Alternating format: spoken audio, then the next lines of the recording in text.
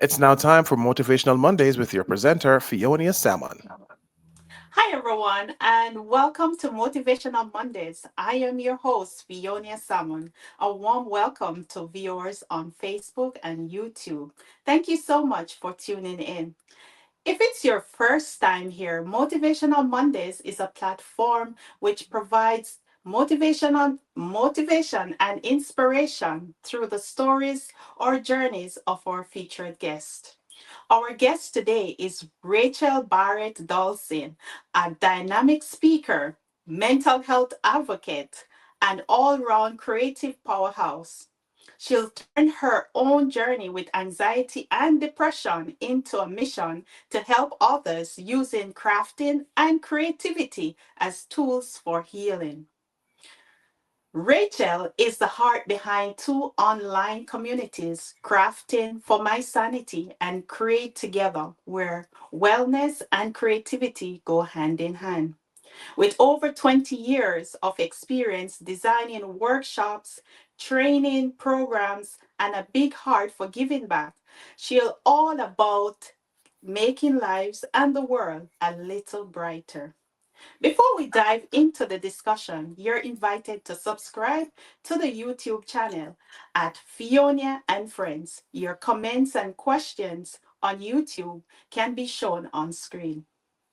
Motivational Mondays is sponsored by Ionia Distributors LLC, the company that distributes my stainless steel barware sets and my motivational t shirt featuring the title of my book, It Will Be Long But Not Forever.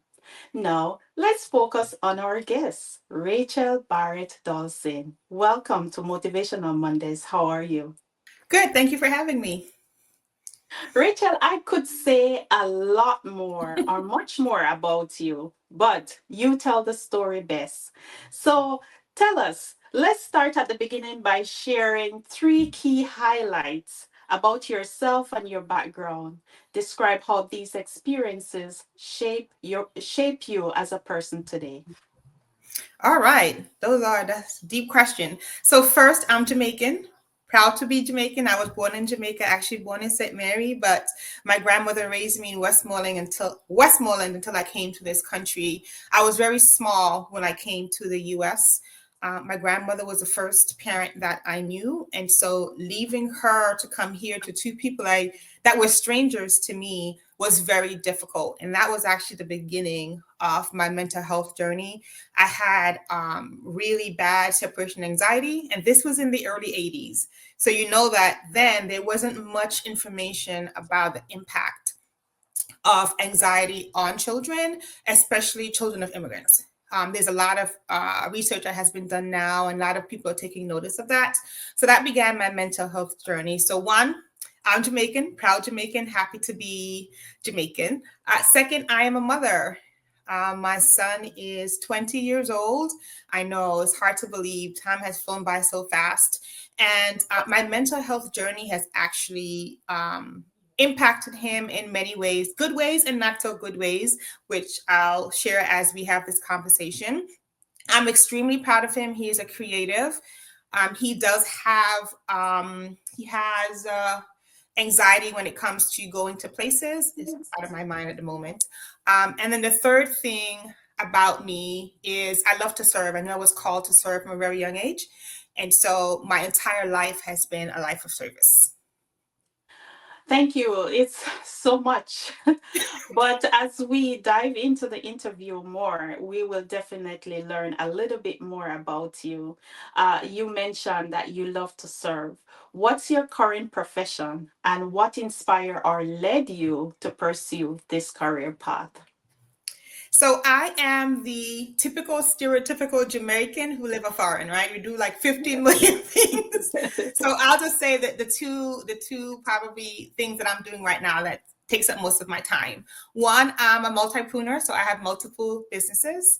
I am a licensed nonprofit consultant. I am passionate about nonprofits. And so I do work with consulting with a variety of different nonprofits, large and small, across a variety of different challenges they may have. I also do training and workshops, as mentioned in my bio. And Yes. then second, I have a creative business that was born out of my mental health journey. RJ Designs, out of RJ Designs came Crafting for My Sanity and Create Together. So those are the two things right now, two businesses that I am involved in. Yes, there goes one of my wreaths. I make wreaths and I do Wow, that's mugs and beautiful. t-shirts and so many things. So everything I do is handmade. Yes, there you see my bracelets that I've Wow. made. So all these things that I've made have a story. There's a story behind each of them. And yeah, so that's pretty much what the two things I'm working on at the moment as far as business Wow, wise. they are beautiful. Thank You, you. you're most welcome. You did mention that you migrated here as a young girl, Mhm. and my next question is, how do you think a change in environment, whether cultural shift or geographic or social influences a person's upbringing and overall development? Oh my goodness, it's so impactful. I spent a lot of time when I was teaching at a local community college, teaching child development courses, and research has shown that children bond between birth and 5 years old. So whomever is a caregiver during that time is who a child will bond to. It was my That's true. grandmother. I came here when I was almost five, or I was around five, and so my grandmother was a parent the only parent I knew. So imagine you uproot a child from a parent they've only known, take them to a whole nother country, whole nother environment, and leave them with two people that they have no memory of, they don't know. Mm, These two people then have other children who you're told these are your siblings, right? So just imagine the fear in that environment. My grandmother didn't even allow us to sleep over someone's house. So we had never left her protection. We had never left Jamaica before, everything that we knew. And so my sister and I were then um, dropped with my parents, and we didn't see my grandmother again for years. And actually, when we first got here, we thought we were going back home the same night because we had no concept of kind of time. So we thought we're going back to our home. Um, wow. and so imagine the anxiety as day after day passed, and you realize, oh my goodness, we're really not going home. My sister cried a lot. And I would shush her because Jamaicans, when you're crying too much, right? Parents. Mm, And so I think it really has an impact on a child's life, their upbringing and environment, whether that environment is nurturing or not. A lot of Jamaicans go to other countries and they leave their kids home. And I don't think they take into account how that separation affects a child mentally. Sometimes kids have behavior issues or they can't, issues with learning or focusing because of separation anxiety. That's a real thing, an impactful thing. And so I think it's really important. Our lives did not get better um, coming here. I seem to remember just being a more joyful child when I was in Jamaica. So we came here and life got harder. It got wow. so much harder. So much we experienced between homelessness and being hungry and abuse and just so many things that we did not experience as poor as we were in Jamaica. So it definitely has an impact. And I think it's important that parents understand that, especially parents immigrants who leave their kids home, whether wherever it is, and move elsewhere for a better life and then have their children reunited with them. It can be tough. We will definitely dive some more into the major challenges that you encounter migrating here.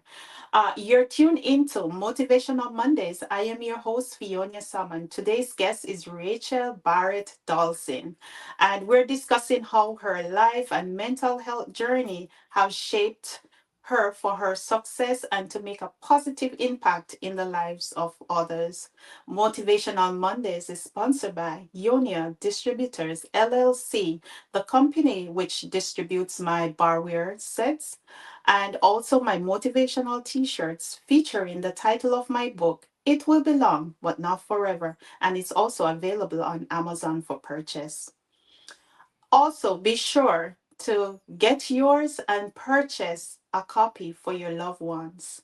Also, don't forget to subscribe to the YouTube channel Fionia and Friends. If you're already subscribed, thank you so much. Keep sharing the content in your circle and beyond. Now, let's get back into the interview with Rachel. Rachel, in terms of your mental health, can you reflect on the impact of not having a relationship with your parents? So I am in my mid to late 40s. I know I don't look it, but I am. And I came here when I was almost 5. So we're talking about 40 years, a little over 40 years I've been here. And I've never bonded with my mother or my father. A matter of fact, the relationship with my parents has never been stable, has never been healthy. I didn't know them. I didn't bond to them. My grandmother was my mother. That's who I had that attachment to. And I never got an attachment to my parents. And I think that's for several reasons. I think that they did the best they could with what they knew. I don't think that they understood separation anxiety or the impact that taking my sister and myself from my grandmother was going to have on us emotionally. So I think part of that was that, right? And I'll say it was ignorance, not in like a negative way, but just not knowing, right?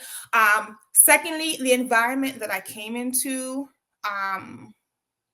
was not the best. We lived in the projects when I got here. We were living with my aunt. My aunt had a 3-bedroom apartment, very small bedrooms. It was my aunt, my uncle, their 3 boys, my mom, my dad, my sister, myself, my brother who was a baby, and my mom was pregnant. And so that's the environment that we came in. My dad was working a minimum, like he wasn't making very much. Eventually, my dad had a fallout with my aunt, so we had to move. And we spent about 5 years after that moving from place to place. Every time a landlord found out that we were there, we had to go move somewhere else. So for about 5 years, we had no home. We were just going from place to place in a taxi, going someplace else, packing up, going somewhere else. I have very few memories of that time. School was also rough because as much as we speak English in Jamaica, I have an accent. So there were certain words that when I said it, it wasn't the proper way to say it. And so my mom spent a lot of time, here I'm talking, enunciating words how we should be talking. And then in school, I was actually a special ed child. I had to do ESOL. So they would take me in speech therapy. They would come and get me from class, and everybody knew that it was the special kids that they would come and line them up from class to class and take them to get whatever service. And so I got speech therapy because I didn't speak properly, right? So I'm coming from a country where this is how we talk. The teachers, is part for them talk. I mean, that's just how we talked. To now come into a country, I'm taken from my mom, from the person who's my mother. I'm in a home that's unstable. And then I'm in school where they're telling me that I speak English, but not the right English. I need to learn better English, right? I was extremely smart, but didn't talk much because my voice was not something that anyone around me understood or was willing to understand, right? And so we had that. We also grew up in a very legalistic Pentecostal church, the kind where you wear your skirts down to your ankles. You could not wear earrings. You could not wear makeup. You could not wear any of that stuff. My mom was a health nut. So you could only imagine going to public school dressed this way, on top of having an accent, on top of being short, on top of being dark, on top of, well, I didn't have the best hair because my mom wasn't the best at doing hair. How all those things together would impact my self-esteem and impact who I thought I was as a person and the value that I thought I had. And because when you grow up in a Jamaican home, children are to be seen and not heard, I could not talk to anyone about how I felt. There was no one reassuring me that you're smart, you're beautiful. It doesn't matter what they say. There was none of that at all. A matter of fact, my mom was doing her best to have us acclimate to America so we wouldn't stick out so much, which once again, I think as a mother was probably her way of kind of surviving in this country as well. But I think it hurt more than it helped. So that was really how my childhood, when I first came here, the first 5 to 7 years of my life, that's pretty much how it went. My dad being in and out of our lives. We were going from house to house, from one family member's house to the other. Some places I had ample space. Some spaces we were all in one bedroom until the landlord found out, and then we were off to somewhere else. Right. So this displacement and not really having a place also created some anxiety around having my own home. When my husband and I got married and I bought this home, I was obsessed about paying the mortgage and paying the light bill. It was just like, we cannot be without a home and we cannot have the lights go out. Right. Those were two things I was very anxious and I was very obsessive about. Is the light bill paid? Is the mortgage paid? Is the light bill paid? When is it due? Did you pay it? Because I just did not want to be in the dark and I did not want to lose my home. So all those things I think really played into my mental health as I got older. It's so many things that hit you right, left, and center. Yes. Were there any signs or symptoms of mental health challenges you noticed in yourself? And how did you come to recognize and understand them yourself?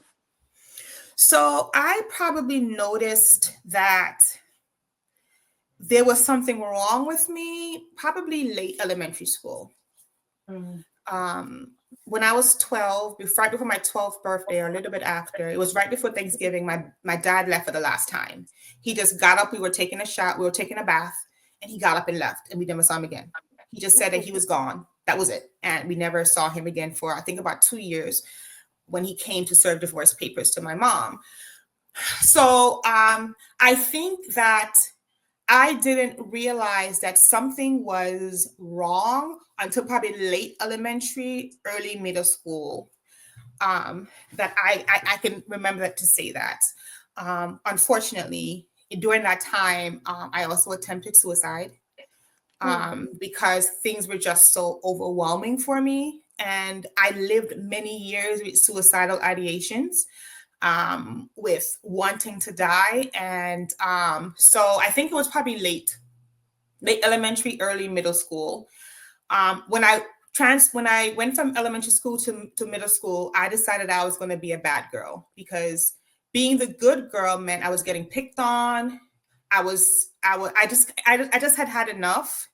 And we were in a space in church where they told you to pray about everything. And my mother had devotions every night. Saturday morning was a couple of hours. So it wasn't like I didn't know how to pray or know God's word. I prayed, I begged God, I read the Bible, and nothing changed. And so they teach you that if nothing's changing, then there's sin in your life. But I'm like 10, 11, 12. Like, what am I sitting? Like, what is so? I think that there became this buildup of, oh my God, how am I gonna make this stop? I don't even know what the sin is. So I started repenting for sins I may not know of.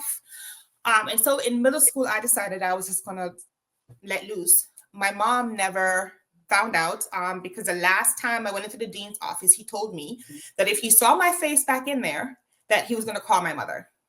My behavior did not change, but what I did was I just knew when to act up. And when I talk about behaviors, I mean, I was cussing in class. I was instigating fights. I was disrespectful to teachers. I mean, just a whole lot of things, because I think I was just tired. I was just really, really tired. My suicide attempt had not worked. So in my head, I'm like, you can't even kill yourself properly. Like it really, those were the thoughts that were going through my head. Like, you can't even do that right. And so I was the oldest of 6. And when my dad left, I became the next parent. And so I really didn't have a childhood between when my dad left and when my mom put me out. I didn't. I was the surrogate parent. And even now, I'm still parenting my siblings, which I love, don't get me wrong, but it definitely was not a responsibility I should have had. So I was cooking, I was just doing a lot of things. And in all of that, I had no one to talk to. They said to talk to God, but God wasn't answering or listening. And so you're then stuck inside of your head, right? And so I just stayed stuck inside of my head for many, many, many years. I didn't really talk about it because in church they tell you about you can't be a Christian and be mentally ill. You can't be a Christian and be a mad gal. You can't be a Christian and that you're not really serving God or you really don't have faith. And I was doing the best I could to have faith, to trust God, to pray, to read my Bible, to be obedient to my mom. And I didn't know what I was doing. If God could just tell me what I was doing wrong, I would fix it so that this would stop. So that's pretty much what my life was like for decades. During your dysfunction life, at what point did you seek professional help or therapy? And what was the experience like for you emotionally and mentally?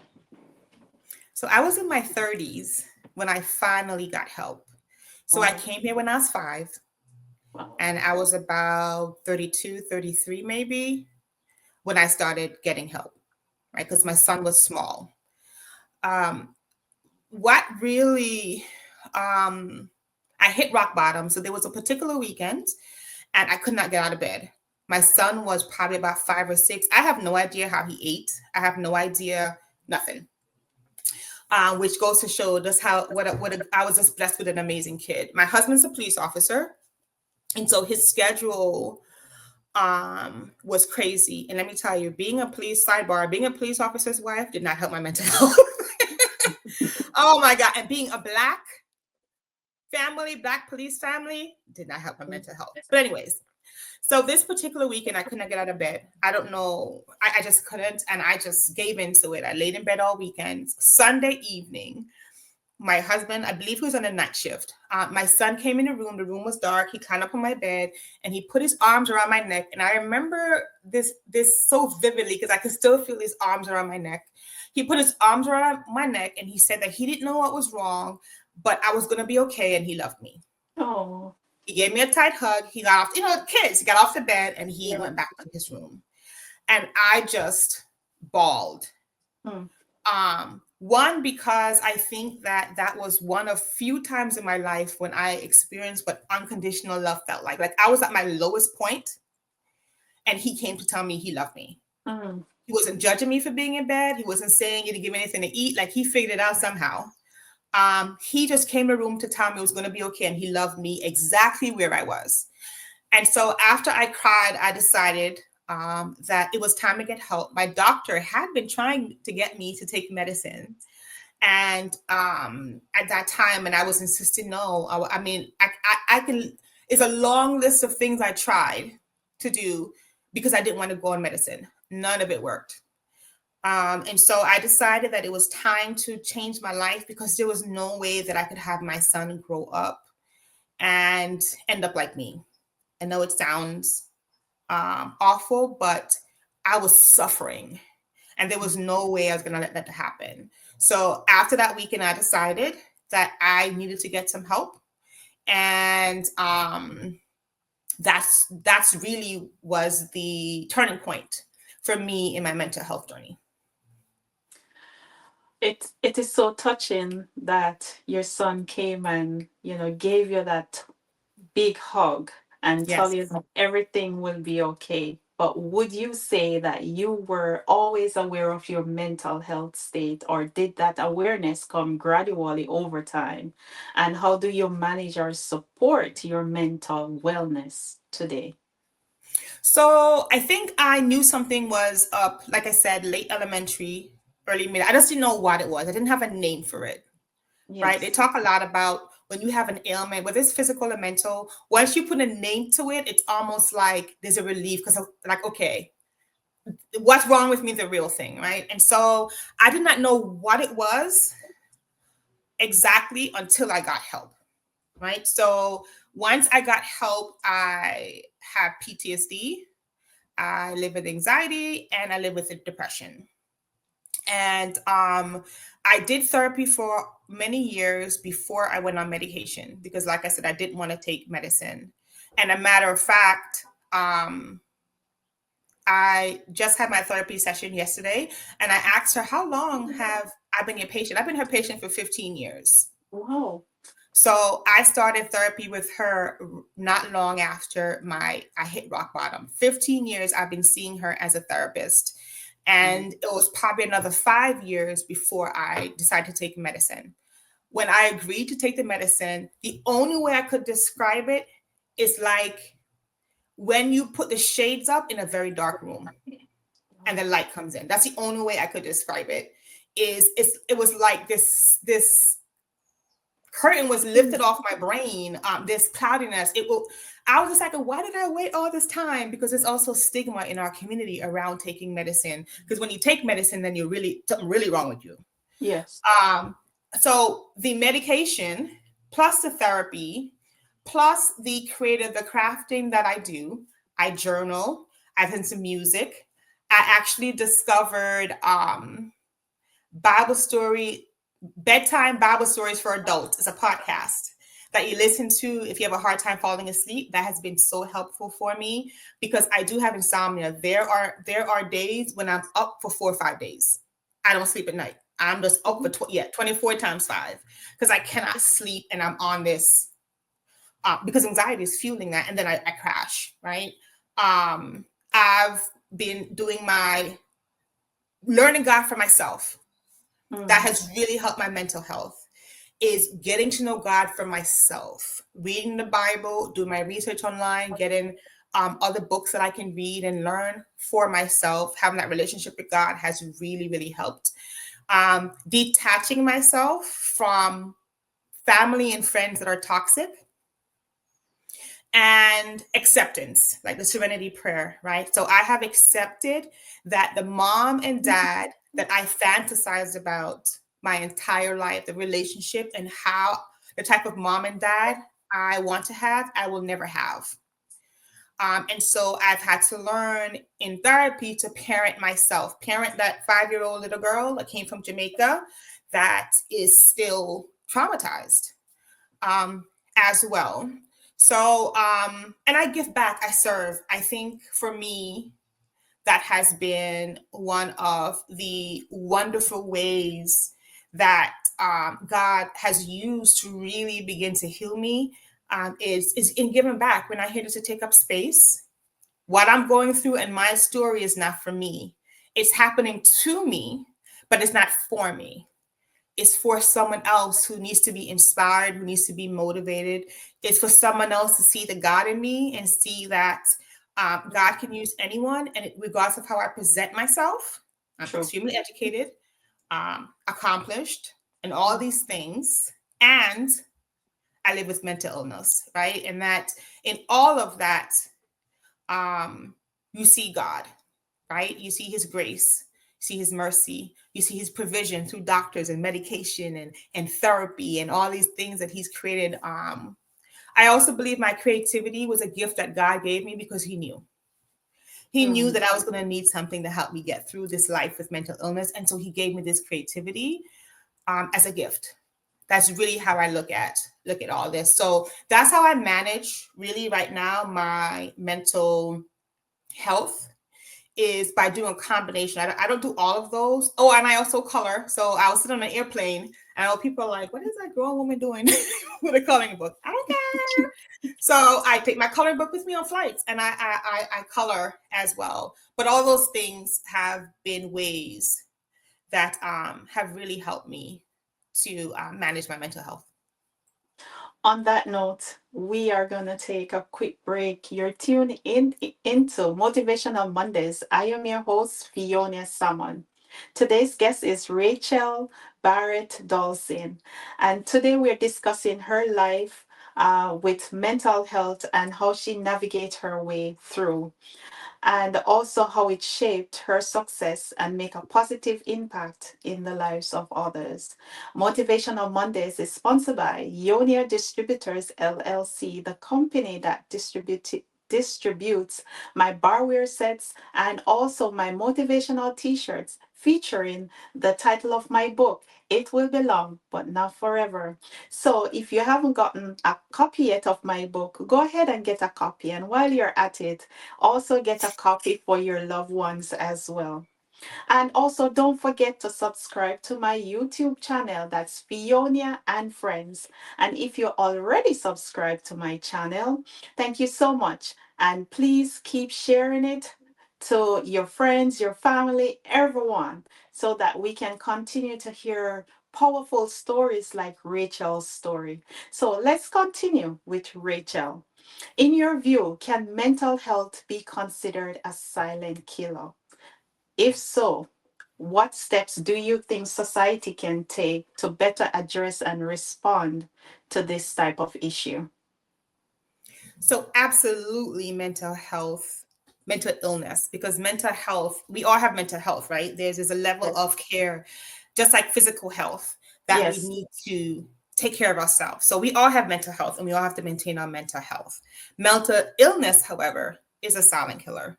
Not knowing how to manage your mental health is a silent Yeah. killer.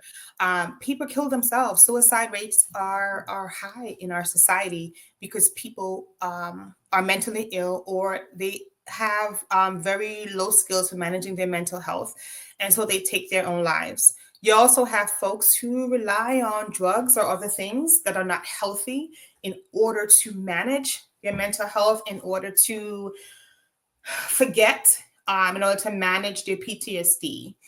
And when you say that you have a mental illness, it's not received well. Lots of times you have, when violence happens in society, even though, sidebar, studies show that mental illness is not really tied to a lot of violence, but that's a whole Mhm. nother conversation. However, when folks complete, when they do violence, school shootings and stuff like that, people wonder, oh, are they mentally ill? As though That's mentally true. ill people automatically lean to violence, and that's really not the case, right? And so if you saying that you're mentally ill will affect your job, will affect how your family sees you, there are a lot of people who their image is important. And so if it's going to affect your image, if it's going to affect your income, if it's going to affect something that you've spent a lot of time building, those are reasons why people will not say they have a mental illness.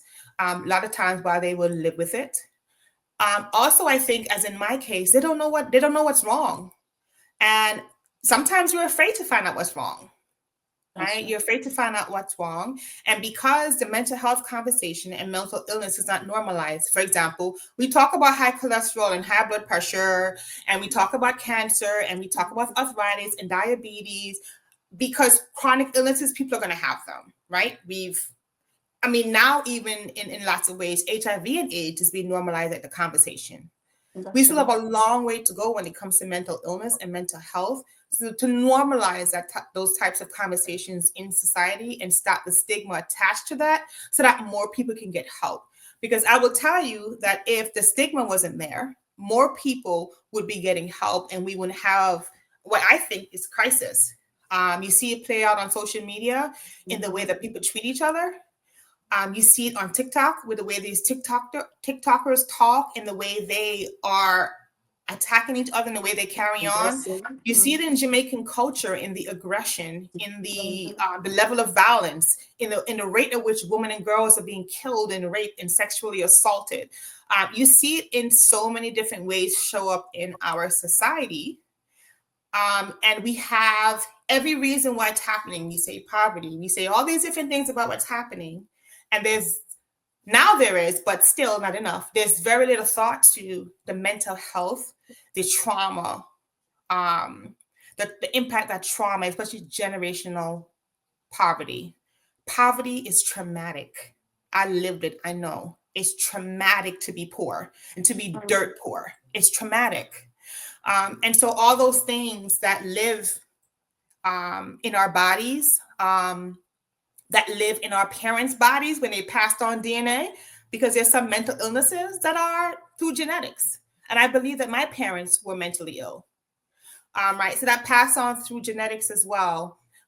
So I think if society as a whole did a better job of normalizing mental illness as they have other chronic illnesses, so that people would be more, I think people would be more willing to speak up and to say and to get help, if we destigmatized it and we use different words and we educate the public more about it, I think that would make a huge difference. And that is one of the reasons why I started speaking up, because mental health is not crazy here and you stink and your clothes are unkept. That's right. I was a successful director of an entire department of one of the biggest nonprofits in Maryland for years. Wow. And I did it exceptionally well. If I didn't tell people, they would not know. I have a graduate degree, I have certifications, all of that I've accomplished having mental illness. So when people look at me, they know me shocked like you do, and people say I'm funny. But I also think if you look at some of the funniest people, when we look at Robin Williams, can't remember who else I was just at the top of my head, but for some folks who are extremely funny who took their own lives, right? Kate Because Spade. funny is a Kate Spade. deflection. Yeah. It's a deflection. Funny is a deflection for pain. Funny is a deflection for pain. So if you know anybody who's really funny, I can guarantee you that underneath all that is some pain, or they've come through some pain, and out of that has come this comedy. So that's what I want to say about that. Yeah. I would say that for listeners who are tuning in, it's okay to say that you're not okay. Some people think that if they said that they're not okay, then the whole world is gonna be like, huh, what? What do you mean you're not okay? But it's okay not to be okay. Let's get into community involvement. Are you involved in any community initiatives or organization that focuses on mental health or general wellness? So I'm involved in probably way too many of those. So all the organizations that I'm involved in, and so they may not be a wellness or mental health organization, but that's one of the programs or one of the initiatives, one of their important pillars. That's what I'm trying to look for of the organization. So I'm involved with Joseph and Vera Douglas Family Foundation, which is an organization that I started. My parents were Joseph and Vera Douglas. So I started in their memories. And one of our pillars is health and well-being. We do 98% of our work in Jamaica. We are specifically focused on women health and well-being. I know, gentlemen, I know what gentlemen will say, but we're specifically focused on women health and well-being. One, because of the I'm going to call it an epidemic of violence against women that exists in Jamaica. Also, because of the rate of single motherhood that exists in Jamaica, and the impact that women have when they're raising children. So we have to address that. It's because it's a reality, and have to address the mental stresses that come with that and how they can manage that so they can be well. It is also a fact that when women are sufficient, whether they're sufficient economically or otherwise, that it shifts communities as well. And so I'm involved with Joseph and Vera Douglas Family Foundation, and we do work in Jamaica. I also am involved with the National Police Support Association of Jamaica, another organization that I started through a partnership with Married to the Badge. I talked about being a law enforcement wife and the stresses of that, coupled with being a Black police family and the stresses that come, the extra stresses that come with that. And so being a police wife for 23 years now, I've realized that there's so much that we endure that is not talked about. And so because my homeland is always important to me, I wanted to start something that would support the well-being of law enforcement, but also law enforcement families in Jamaica. And so that's what the National Police Support Association of Jamaica does. We are partnering with the JCF chaplaincy to identify where we can support wellness, especially holistic wellness, mind, body, and spirit. Then I have the Crafting from a Sanity, which are workshops that I do. Actually, I'm doing one in Jamaica next week.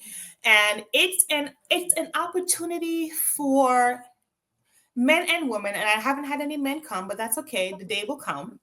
But it's been mostly Yeah, that's the picture from the last year, JCF, we did a presentation to their chaplains. So they gave us a plaque. And so for the Crafting for My Sanity, it's an opportunity, opportunity for women to come to a safe, beautiful space for 3 hours and just be. Just be. Just whatever you're carrying with you, you leave it at the door. You come in, we have lunch, we talk about ways to manage our mental health. We ask folks, how are you doing? Like, how are you really doing? And we listen. And then we make something, because the fact is that when you do things with your hands, and you create things, whether it's coloring, whether it is crafting, knitting, sewing, painting, working with clay, when you do things with your hands and you're concentrating on that repetitive motion, it's actually calming. And so I teach them how to make wreaths. So last year we made a sunflower. This year we're making a butterfly. I don't know if I sent you guys a butterfly picture, but we're making a butterfly this year because I think it's really important for people to understand the life cycle of a butterfly and how that plays into your own wellness. Oh, Yeah, there you go. wow. So last year that was the sunflower, and this year we're going to do butterflies. So those are the main. I make sure I'm not forgetting anything. Those are the main programs or organizations that I am a part of right now. Oh, I'm also a part of Fostering Change Network Foundation. That organization specifically works with foster youth who've aged out the system, and wellness is the focus. Right? Because when foster youth age out, a lot of times they come in with a lot of trauma, they come with a lot of PTSD, and they come in with a lot of mental health challenges, and some may even have mental illness. Now, I didn't know that I characterized as a foster child, but apparently I did, because when I was put out before I was 18, I lived with someone who was not my family. So apparently that counts as a foster child. Never thought I was, but I was told that that's actually part of the family. And so I'm part of that organization, and it does my heart so good to be able to use my story and use my experience, my skills, and my gifts in all these organizations that I've mentioned, where I sit on the board or are founded, to really give back and to make sure that not that there's not another Rachel, because there can never be, but that the journey I had with mental health and mental illness, that I can help someone else avoid that. Just the suffering, because it was suffering. So the suffering, not even the journey, but the suffering I've had with mental illness and my mental health, that I can help someone else. So those are all the wonderful things. I think I got everything that I'm doing as far as mental health and wellness. What do you hope to achieve by raising awareness about mental health, and how do you envision making it a lasting impact? Are you planning on taking it to other countries outside of Jamaica? What are your plans? So my only impact really is I want to save a life, even if it's just one. If all this work that I'm doing, all this investment I'm making, personal time, personal finances, or whatever, to be a part of these organizations and do the work I'm doing, if it saves one life, I'm good with that. Because I really believe that when we tell our stories, it saves lives, because it has someone else out there know you're not alone. I can get through this. So one, that's really my goal, right? Is to save a life. And if in saving a life, I save 100, all the better. But I'm good with just the one. As far as lasting, having what the work that I do last, or I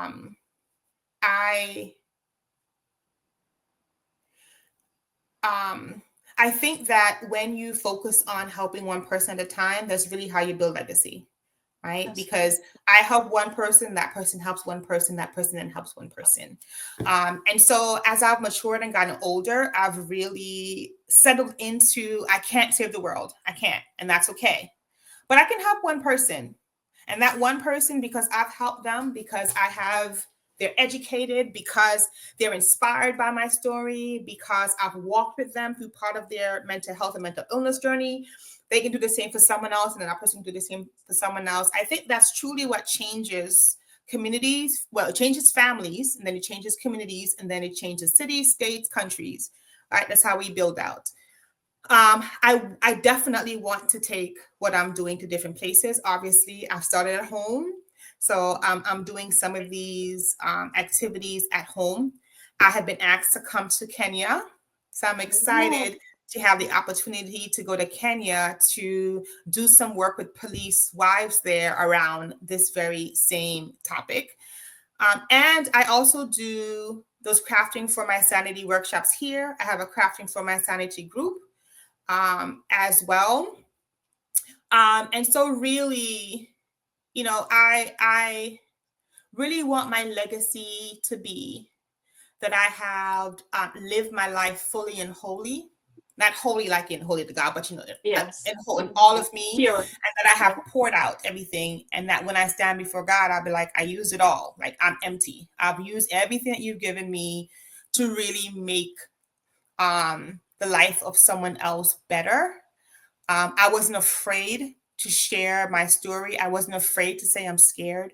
I wasn't afraid to say I'm Right. tired. I wasn't afraid to say, God, where are you? Like, I feel like you're far away. I wasn't afraid to lean into my emotions. And I wasn't afraid to let people see me. Um, no makeup. I know I had on some lip gloss. Now it's gone. But really have people see who you are, because so many people are living with a mask on. That's right. So many people are, because the world is not safe. The world is not safe emotionally. The world is not safe physically. The world is not safe spiritually. And so, unless you have someone you can connect to, a lot of people live their life and die with a mask on, right? Mhm. That's how you have scandals when somebody died, like, oh my God, they did what? So really, that's what I want my legacy to be. When people, think of my work or think of me or what I've done, and when I look back, is I want to be able to list who I've impacted. That's Not just like names and faces, not just that's right. I touched 100 people, but I want to list those 100 to say it was this person and that person, the other person. That's the kind of impact I really want to have on people's lives, and one that is meaningful as well. I know for a fact that listeners will definitely appreciate your honesty and your openness. And for that, we're going to take a quick break to say thank you all for tuning into Motivational Mondays. I am your host, Fionia Salmon. Today's guest is Rachel Barrett Dolcine, and she's discussing how her life and mental health journey have shaped her for success and make a positive impact in the lives of others. Motivational Mondays is sponsored by Ionia Distributors LLC, the company that distributes my barware sets and also my motivational t-shirts that feature the title of my book, It Will Belong But Not Forever. Also, make sure to get a copy of my book. It is available on Amazon for purchase. So, what are you waiting on? And also, consider it as well as a gift for your friends and loved ones. Be sure to get yours. And also, if you haven't tuned into or subscribe to my YouTube channel, please head over, subscribe, Fionia and Friends. Let's keep sharing the content to our friends and family as well. So thank you so much, and let's get back into the discussion with Rachel.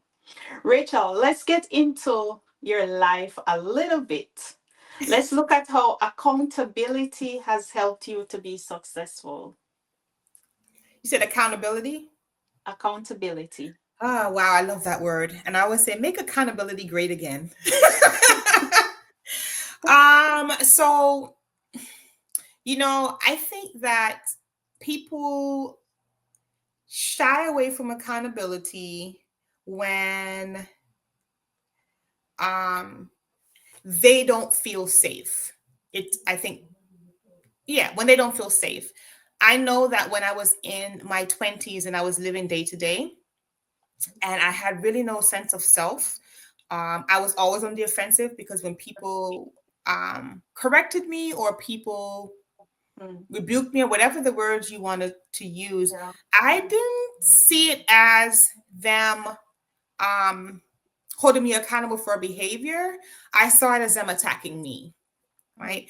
And so I had to learn and grow that being accountable is so important for growth. And that's not just accountable, other people holding you accountable, but being accountable to yourself.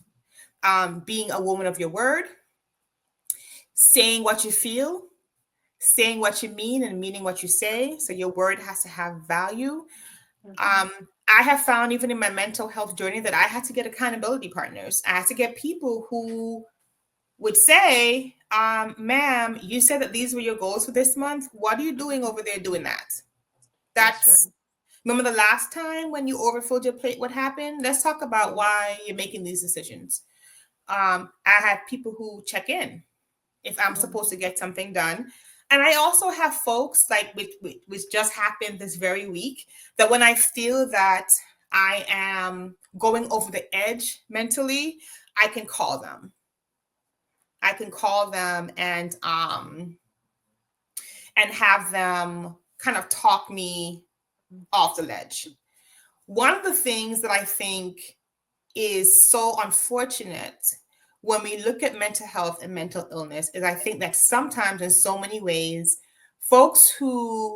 people who say they have mental illness, there's in saying that it's almost like I don't need to be accountable because what's happening or how I'm thinking or how I'm making decisions is because of this. And a lot of that is true. Nobody come from me. A lot of that is true. But some of it really is and has to be accountability, that you're accountable for your behaviors. There are some mental illnesses where without medication, your ability to think straight and to see the world in reality is impossible. And we get that. And a lot of times people will come off of medications because they don't feel good taking it.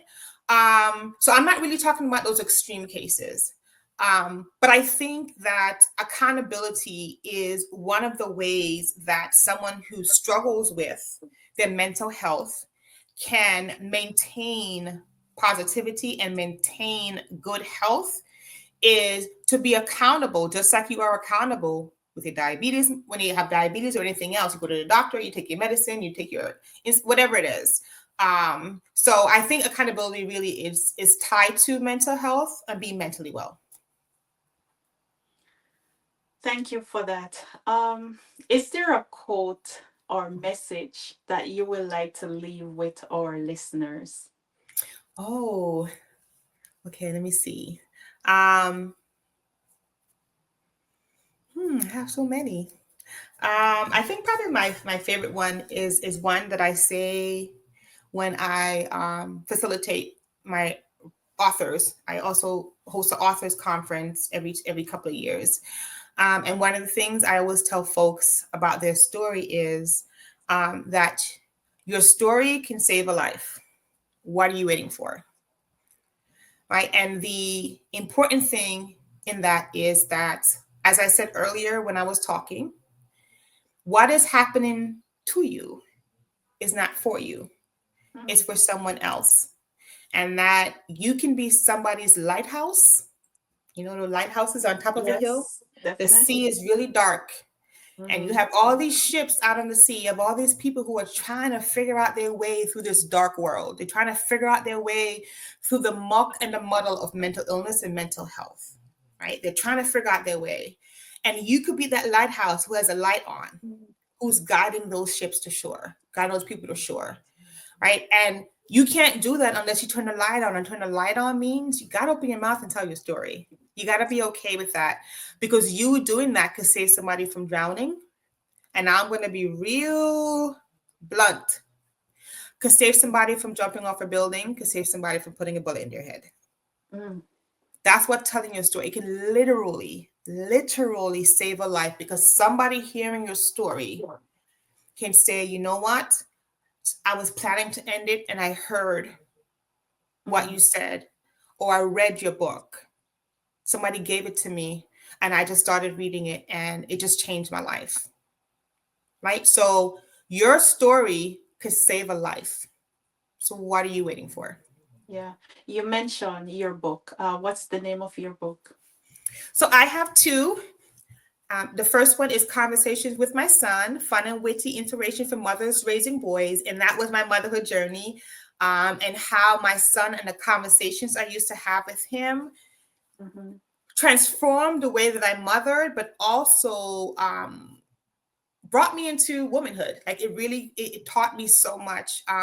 If you have a son, yes, we know girls are really smart, but let me tell you, boys are so insightful. I think boys True. are so wise and insightful because they're not allowed to talk as much, but there's so much wisdom and so much things that they notice. So that's the first book. My second book is Love, Love Behind the Blue Line: Stories of Love, Courage, Hope, and Legacy. And that was myself and three other authors who are all law enforcement spouses, or were law enforcement spouses at that time, all women of color who decided that it was time for our voices to be heard in the space, in a predominantly white space. And so we wrote this book to talk about not just our journey as law enforcement spouses, but also our faith, because every woman who was a part of this book is also a woman of faith. So those are my two books. They are available on Amazon, so you can get them there as well. Awesome. And finally, for those who like to connect with you or learn more about your work, how can they get in touch with you? Yeah, so there is several ways you can get in touch with me. I am on Facebook, RJ Designs. There's also Joseph and Vera Douglas Family Foundation. I think my Facebook is Rachel Joy Barrett Dolcine. My personal one, my whole full government name, um, and National Police Support Association of Jamaica. So on Facebook, those are the ways that you can reach. You can find me on Instagram. I'm also on Instagram. Sorry, there's RJ Designs, or at Rach RACH underscore Rach J underscore designs. I know I have to think, there's so many. Yeah. That's a way you can follow my business and follow the work I'm doing with Crafting for My Sanity. There's also Jovera Collective. Sorry, Jovera Collective is also on Facebook. So Jovera, JOVERA underscore collective is also on Instagram. And those are the two ways you can connect with me on Instagram. And then if you're into the Tickety Talk, I'm also on the Tickety Talk. And on Tickety Talk, I am at Rachel underscore. Rachel underscore Joyous. Rach underscore Joyous on Tickety Talk. No, seriously, my phone's right here. I should have grabbed it. But you see how many pages like I have to remember? So that's how you can find me on Tickety Talk. Thank you so much, Rachel. Thank you, thank you so much for sharing your journey, your passion with us today, from turning personal struggles into purpose to building safe, creative spaces for healing. Your story is truly inspiring. It is a reminder that mental wellness is a journey we can all take with a bit of courage, creativity, and community. We wish you continued success with your crafting for my sanity, create together, and everything else that you're doing to brighten the world. Hey, Fiona, I hate to jump in, right? But Rach is heading to Jamaica to do a couple of activities, so I think she may want to talk about them. Let me go back behind the scenes now.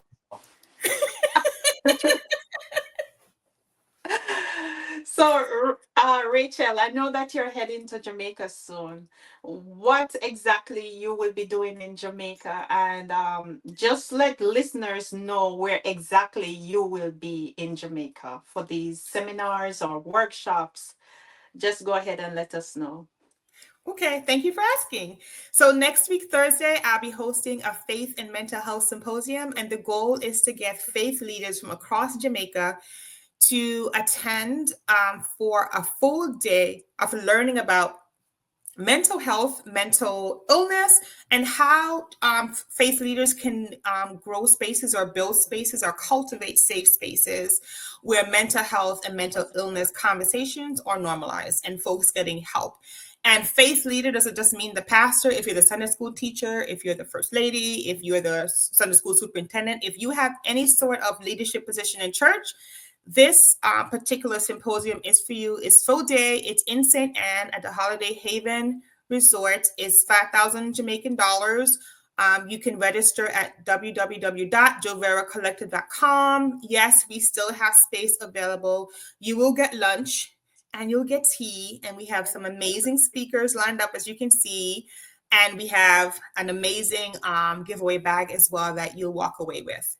On Saturday, I'll then be in Kingston and I'll be hosting a Crafting for My Sanity mental rejuvenation meetup. As you can see, that's exactly the butterfly we're going to be making. That's a butterfly I made a couple of years ago, and that is the butterfly that we are going to be making, the ladies. We'll be meeting at Footprint Cafe at 12 p.m., so not too early. So those who like to sleep in and roll over twice, you can do that before you come on over. It's 7,500 Jamaican dollars, and you can also register for that at www.joveracollective.com, and lunch is included in that as well as all the supplies to make the wreath. I provide all the supplies. You just show up and I show you how to make it, and you walk away with a butterfly. Awesome, awesome. So for listeners and viewers, make sure to go out this weekend, right, Rachel? This weekend. So this has been another episode of Motivational Mondays today. Thank you for tuning in. And remember now, Motivational Mondays are every first and third Monday of each month at 7 p.m. So don't forget to share with your friends and your family. Until then, have a great one.